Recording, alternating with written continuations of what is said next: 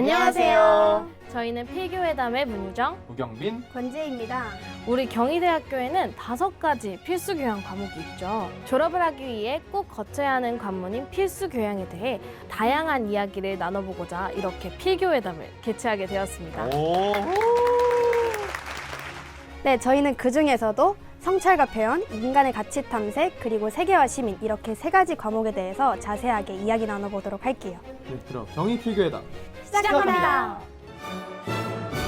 네, 성찰과 표현은 간단히 말해서 글쓰기 수업이죠. 글을 쓰는 방법을 배우고 그리고 다양한 주제들에 대해서 직접 글을 써보는 활동을 하는 수업이라고 생각하시면 될 것 같습니다. 네, 그리고 조별로 그 써온 글을 같이 읽어보고 서로 피드백을 주고받기도 합니다. 저는 일단 글을 쓰면서 내 자신을 보게 되는 시간이었던 것 같아서 되게 기억에 남고, 근데 다만 좀 힘든 건 매주 새로운 주제로 맞아요. 글을 써야 된다는 점이 조금 힘들지만 여러분들 모두 극복해내실 수 있습니다.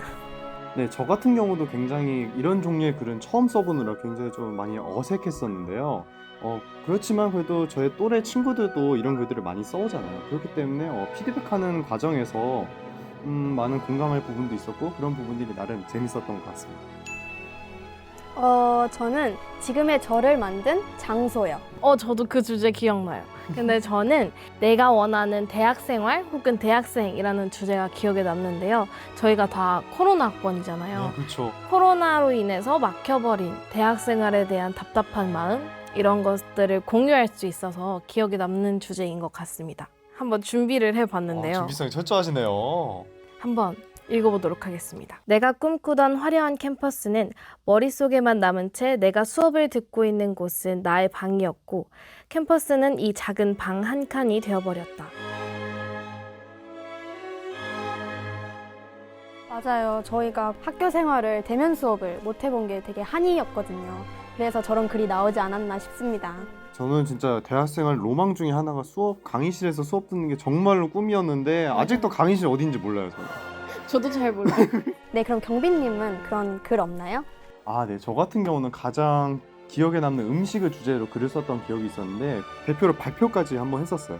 그래서 제가 구절을 한번 잠깐 읽어드리도록 할게요. 방에서 놀다가 입이 심심해질 때쯤 나는 고양이처럼 살금살금 걸으며 방에서 나왔다. 엄마가 뒤를 돌아볼 땐 벽에 몸을 숨겨 걸음을 멈추고 다시 요리에 집중할 땐 서서히 발걸음을 떼었다. 네, 이 정도입니다. 글을 쓸 때 비유의 표현을 꼭 몇 개 집어넣으라고 교수님께서 말씀해 주시잖아요. 한 3, 4개 넘게 잘 녹여서 썼던 것 같습니다. 네, 그래서 마치 동화를 한 편 읽는 것 같이 그렇게 들었네요.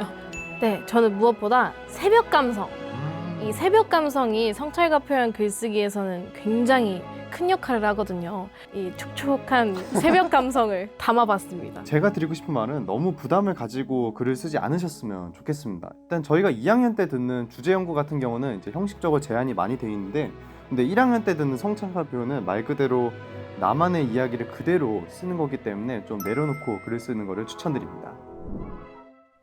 네, 인간의 가치 탐색은 철학을 베이스로 인간의 다양한 감정과 행동, 그리고 사회적인 부분을 다루는 수업이라고 보시면 돼요. 큰 범위의 철학이라고 생각하시면 쉬울 것 같아요. 저는 교수님 수업을 듣고 나면 팀원들과 모여서 토론을 굉장히 많이 했던 것 같습니다.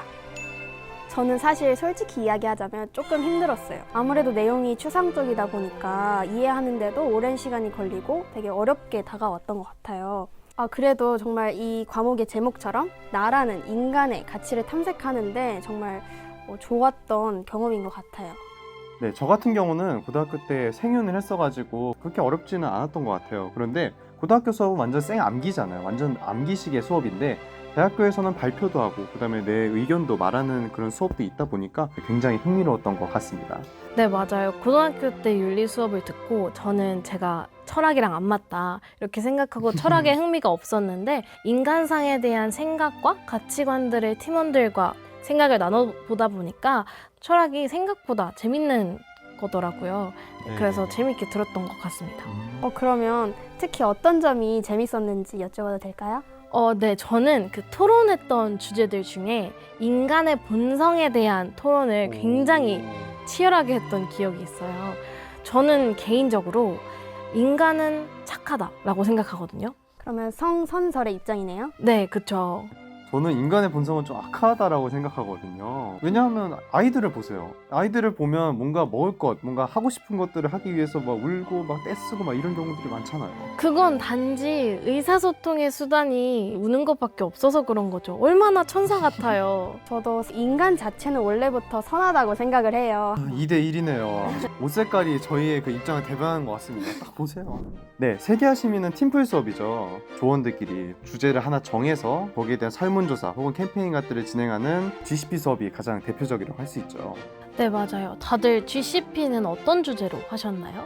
네. 저 같은 경우는 쓰레기 분리수거 문제를 했었습니다. 왜냐하면 최근에 환경 문제도 굉장히 심했었고, 그리고 그런 부분들에 대해서 굉장히 관심이 많았기 때문에 그렇게 했었습니다. 저는 장애인 중에서도 시각장애인에 초점을 맞춰서 그분들의 인식 개선 그리고 그분들이 지금 어떤 처지에 있는지 알아보는 등의 활동들을 했었어요.